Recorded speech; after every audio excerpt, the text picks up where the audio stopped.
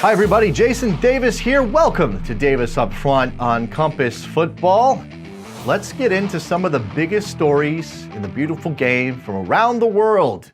And how about we start with three clubs in crisis. Three of the biggest clubs in the world dealing with their own bit of drama at the moment. Real Madrid, Spanish Giants, three-time defending Champions League winners.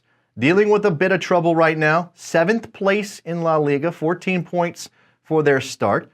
Usain Lopetegui on the hot seat already. He barely took that job after getting dismissed by the Spanish FA at the World Cup because he was going to take the job at Real Madrid. He is already looking like he may not make it to Christmas. Reports out of Spain suggesting that Antonio Conte has already been given an offer by the club. Now, wouldn't that be just so Real Madrid if they had given a surreptitious offer to Antonio Conte to come in, because Usain Lopetegui has not started very well in his first season. They got a Champions League win over Pilsen this week, which certainly helps a little bit, but the Clásico's on Sunday. There's massive pressure on Usain Lopetegui as they go into that game against Barcelona. And remember, no Lionel Messi for Barcelona. Maybe a bit of salvation for Lopetegui and Real Madrid. Manchester United, biggest club in England, maybe biggest club in the world, suffering right now. 10th place in the Premier League, not doing the job there, and certainly not doing the job in the Champions League. 1-0 loss to Juventus at Old Trafford on Tuesday, just looking out of sorts, not looking like a team that has any chance in that competition, and not looking like a team that can compete with Liverpool or Manchester City in the Premier League. Jose Mourinho doing that thing he does, where he deflects blame, somebody else's fault, not spending money, certainly one of the complaints that Jose's had in recent years with the Manchester United, a problem that perhaps he can't fix right now. There's some quotes from Jose after the loss to Juventus on Tuesday. Since the draw, we knew we would be fighting with Valencia for the second position. We are a bit far behind Juventus.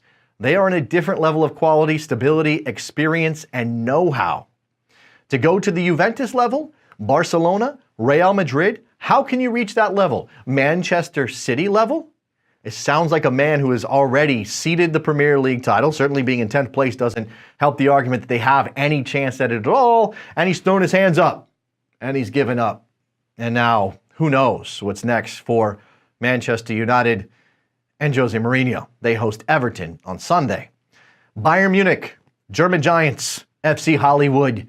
Always some drama with FC Hollywood, isn't there? Even when they're winning, there's some drama. Champions League victory over AEK in Athens this week. Goals from Javi Martinez and Robert Lewandowski. So that's a good thing. But of course, we have that crazy press conference that the club leadership gave last week. Niko Kovac on hand. Karl-Heinz Rummenigge saying, when I read about Manuel Neuer, that I just have no words. I would like to remind you that Manuel was World Goalkeeper of the Year 4 times. The same goes for Jerome Boateng and Mats Hummels. I don't know if there are special laws for the media, but we will not accept this kind of reporting any longer. Karl-Heinz Rummenigge just went fake news on you. Today is an important day as we inform you that we will no longer tolerate this derogatory and derisive reporting. We will protect our coach, players, and club. It is outrageous, disrespectful, and polemical. Polemical is a big word. Thank you, Karl-Heinz, for throwing that at us. Now, look, this is a club circling the wagons and going internal and feeling like they're being attacked from all sides. But of course, the biggest club in Germany, one of the biggest clubs in the world, one of the biggest clubs in Europe, a massive, massive club that is going to get it from all sides if they're not living up to their own particular standards. 4th place in the Bundesliga right now is Bayern Munich, and they're away to Mainz on the weekend. You would have chalked that up as a victory, but we'll see, and certainly Niko Kovac on the hot seat as well. 3 clubs in Europe in crisis. In the United States, Tata Martino is going to be leaving Atlanta United at the end of the season. That's announced by the club this week, and this is a big deal for Atlanta United. They have to figure out how to navigate to the next coach after bringing in Tata Martino for their first season in 2017. They make the playoffs, they find some success, they set a standard of style of play and exciting attacking levels. They are now going to have to go out and find somebody else to try to pick up the mantle of Tata Martino. Martino himself is rumored to be headed to Mexico to coach El Tri, the national team. Mexico going through a generational shift, maybe part of the appeal for Tata Martino. Irving Lozano, Chucky at PSV Eindhoven, Diego Lainez of Club America, Jonathan Gonzalez, just three of a number of talented players that Mexico has coming through at the moment, and players that I'm sure Tata Martino would like to work with. This is just what he does. He is a mercenary type of coach. All coaches are mercenaries on some level, and he decided that his time in Atlanta was up. He passed on the contract extension offer that the club gave him. Now the question for Atlanta, what do you do? How do you navigate? Club president Darren Eales said that they always knew that this was a 2-year project for Tata Martino. Now maybe they didn't know, but they certainly knew the reputation of Tata Martino. They had to know when they hired him that it was a temporary situation for the Argentine, and now they have to go out and find somebody. There are some names linked to the club, speculatively in some cases, maybe a little bit more believable in others. The three names I've got for you here. Guillermo Schelotto, perhaps the most obvious candidate, a former MLS player, knows the league, leaving Boca Juniors at the end of the season, at the end of the year. We already know that. Guillermo Schelotto, look, he's a young coach, still developing his own style. Some question of whether or not he actually is fully formed, but he has a name, and he's got a Rolodex, and he's got connections in Argentina and South America, which is certainly something Atlanta United leaned on with Tata Martino, and may want to find a coach who can do that same thing. They could also get that with Jose Pekerman, former Colombian coach, an elder statesman type, maybe in the mold of a Tata Martino, has a reputation, has a pedigree, has a history. He's also got that Rolodex. He's also Argentine. And Jorge Sampaoli, same thing. Argentinian manager, had that emotional period, that emotional run at the World Cup that ended in disappointment for the Albiceleste. Could he be a name? That's a massive name. It would take a lot of money for Atlanta United to get him there, but they were willing to spend on Tata Martino. You have to imagine they'll be willing to spend on whoever is next for Atlanta. Of course, for Atlanta in 2018, they got to focus on the regular season finishing on Sunday. They're in Toronto. They are 1 point up on the New York Red Bulls for the Supporter Shield, the points title in Major League Soccer. All they got to do is beat Toronto, who's already eliminated, who doesn't have Josie Altidore, who looks like they're limping to the finish line after playing so poorly this year, following their championship season last year. It's right there for them to hold off the Red Bulls, who will be certainly looking to win and jump over Atlanta United on the final day. There's also the MLS Cup playoffs. No matter what happens on Sunday, Atlanta's in the playoffs, and they'll be getting a bye to the conference semifinals. Pressure on Tata to figure this out. How much does this unsettle the team? How many players in that locker room are now wondering about their jobs for next year because they don't know who's in charge? How much does this affect the morale of Atlanta United, a team with so much talent? We've obviously got Miguel Almiron, who's out as well with an injury. Hector Villalba missing for Atlanta United recently. That's a problem they'll have to deal with. Turn to Australia. Usain Bolt. He's a sprinter who wants to be a footballer, who has been playing with the Central Coast Mariners of the A-League on a trial basis. Played in a friendly, scored a goal. You may have seen it. The only reason that you saw that goal is because Usain Bolt scored it. Of course, that was a remarkable and interesting thing to see.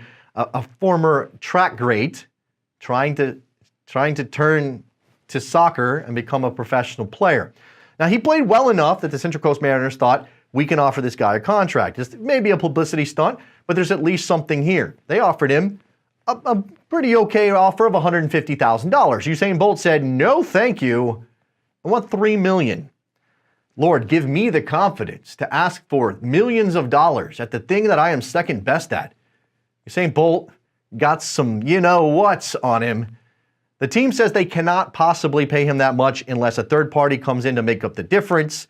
And of course, for Central Coast Mariners, it's a matter of how much is Usain Bolt worth on the field. For Usain Bolt, it's got to be how much he's worth beyond that. Promotional value, commercial value for the Central Coast Mariners, who again, you probably might have not even heard of before Usain Bolt scored that goal and that Twitter video, or the video went viral across the internet. Let's go back to the Americas, North and South. Talk about CONMEBOL reaching out, talking to MLS and Liga MX of Mexico about joining the Copa Libertadores. There are lots of rumors percolating from Argentina right now that this could be something to happen by 2020.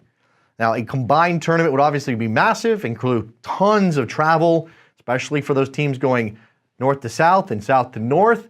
Is there some sort of plan around this that could split the Americas in half and lead to a funneled tournament at the end and something called the Copa Libertadores. Remember, not that long ago, Ricardo Silva, formerly of Miami FC, was pitching this exact idea, but beyond the Copa Libertadores structure, something brand new. This looks like that idea has become part of trying to reinvigorate or trying to grow the Copa Libertadores, which maybe doesn't need reinvigoration, but certainly could be a vehicle to make more money for CONMEBOL, for CONCACAF, for all of the leagues involved. And that's what this is about. It's about money. It's about those South American clubs recognizing that the only way they have to be able to claw back and keep some of their best talent in the region, rather than lose them to Europe every single time, is to bring in more revenue. And with Mexico and the United States and the growth that they offer, maybe they can start to begin to compete with Europe for some of the salaries and transfer fees that have so far flowed in one direction from South America to the European continent.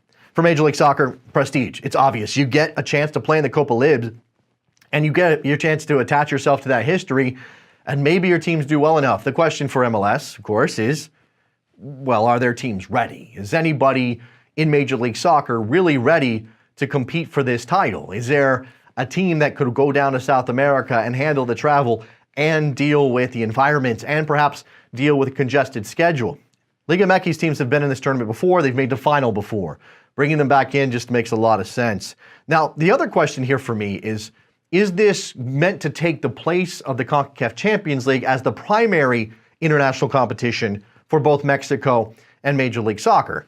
Because traditionally, you prioritize your own regional competition over any other. Mexican clubs, when they did participate in the Copa Lib, it was the CONCACAF Champions League that got the first set of champions, the first set of qualified teams, and the second set qualified for the Copa Lib. Now, Mexico has an Apertura Clausura system that allows them to separate those things out. Major League Soccer, with their one season, 34 games and playoffs, and parity, you wonder if the second-tier teams would have to go to Copa Lib, and would they even be able to compete? And is Major League Soccer going to give its teams more resources to compete at a high level in order to be going down to South America and not fall apart and not embarrass the league? Big questions when it comes to money and tournaments. Big questions for those three teams in crisis. Big questions for Usain Bolt. Just play soccer. If you want to be a professional player, just take the offer. Play soccer. Why do you need $3 million? Usain Bolt's got a lot of endorsement deals, right? He's got a ton of money. Why does Usain Bolt need $3 million from an Australian league team that doesn't even have that much, probably? What's the average salary in the A-League anyway? Anybody know? All right, that's going to do it for Davis Up Front. Please make sure that you're following us on YouTube, Twitter, Facebook. We're broadcasting. We're putting our shows up on YouTube and Facebook, as well as Twitter. We're at Compass Football in all of those places. Just search for Compass Football. Hit us up with any thoughts, concerns, questions, ideas you might have for future shows here on the network. Thank you for watching. I'll talk to you next time.